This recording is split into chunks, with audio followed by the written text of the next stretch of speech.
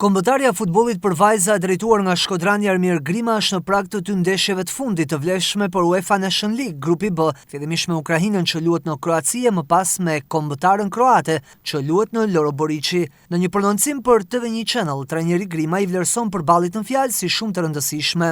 Realisht janë ndeshje të forta, janë ndeshje të rëndësishme për ne, janë me dy kryesuesit e grupit. Ne shkojmë për të bërë më të mirë dhe për të marrë maksimumin për këtyre ndeshjeve, ashtu siç në dha një vetbesim të madh ndeshja me Kroacinë, dy ndeshjet me Kroacinë.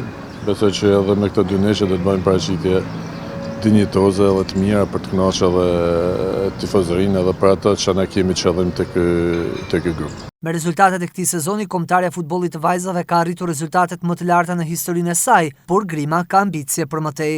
Po të marrësh 6 pikë në këtë grup, besoj që nuk është vogël, ne pretendojmë që të marrim edhe pikë tjera dhe të jemi rivalizues deri në fund për vendin e dytë paktën.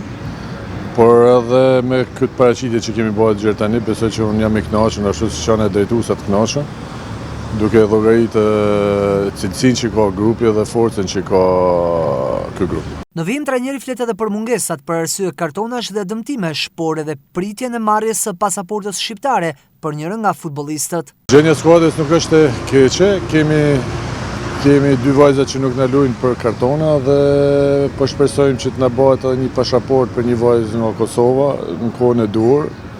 Dhe me gjithë të vajzat që kemi këtu dhe me këtë grup vajzash kam shumë besim që do e përballojmë me sukses. Kemi një dëmtim, por besoj që është kalus, po punojmë stafi mjekësor mjaft mirë dhe besoj që do ta kemi në kohën e duhur të rikuperuar plotësisht edhe lojtarët që kemi pak me probleme.